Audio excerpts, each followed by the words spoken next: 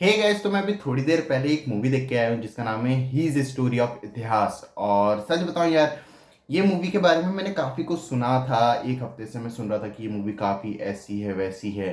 बहुत ज़्यादा पोलराइजिंग मुझे ओपिनियंस मिल रहे थे इस मूवी के बारे में, लेकिन मुझे टाइम नहीं मिल रहा था इस मूवी को देखने का, सच बताऊं तो।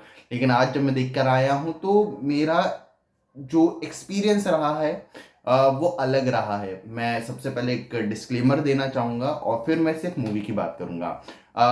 बात करूँ इतिहास की, जो हिस्ट्री है वो पूरी तरह से इंटरप्रिटेशन होती है।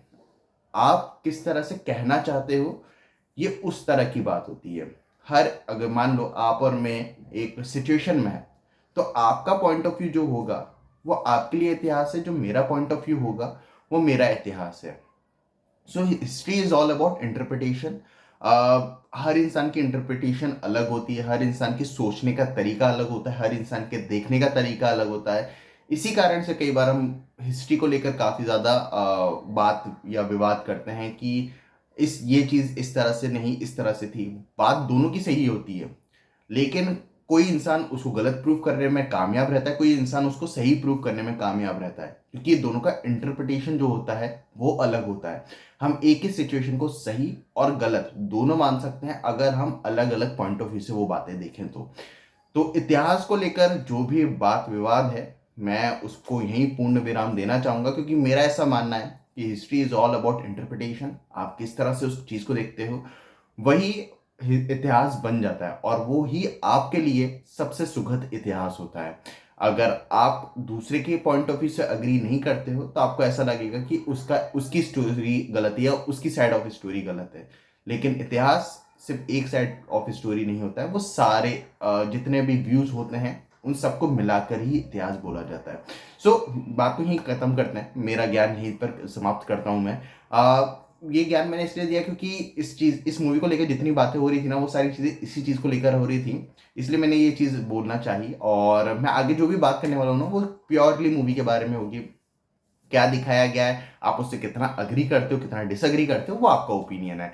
बात करूं कहानी की, तो कहानी है एक हिस्ट्री टीचर की, जो कि फील करता है ऐसा कि जो इतिहास बच्चों को पढ़ाया जाता है वो गलत है, और वो अपनी तरह से अपने इतिहास को कोट करना चाहता है। और उसके बाद वो इस मिशन पे लग जाता है, और क्या कुछ होता है ये सब जानने के लिए आपको ये मूवी देखनी पड़ेगी।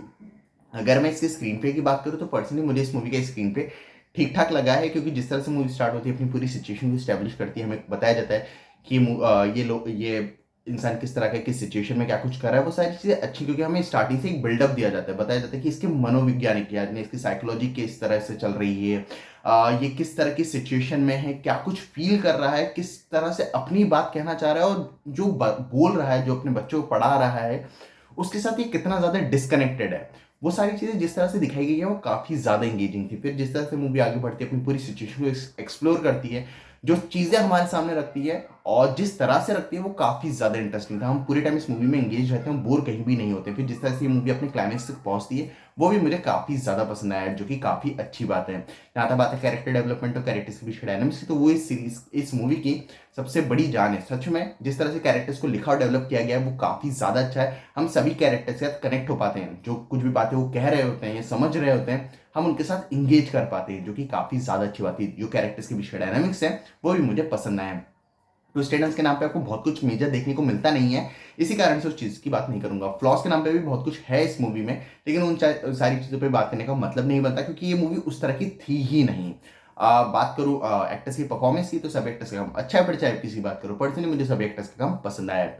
जहाँ तक बात है डायरेक्शन और एडिटिंग की, डायरेक्शन अच्छा है, मेरे ख्याल से थोड़ा और बेटर होना चाहिए था, क्योंकि जिस तरह से डायरेक्टर ने पूरी मूवी को बिल्ड किया है, मेरे ख्याल से कंक्लूजन उतना अच्छा नहीं रहा, क्योंकि बिल्डअप बहुत अच्छा था। जो एंडिंग थी वो मेरे ख्याल से थोड़ी और बेटर हो सकती थी। ऑल दो मुझे समझ नहीं आ रहा कि इससे बेहतर एंडिंग क्या होती, लेकिन हाँ, अगर मैं एक व्यू देना चाहूं तो बिल्डअप बहुत अच्छा था, कंक्लूजन कहीं ना कहीं हिट एंड मिस रहा, मेरा ऐसा मानना है। लेकिन मुझे पर्सनली, मैं फिर से कहूंगा कि मुझे समझ नहीं आ रहा कि इससे बेटर एंड क्या होता।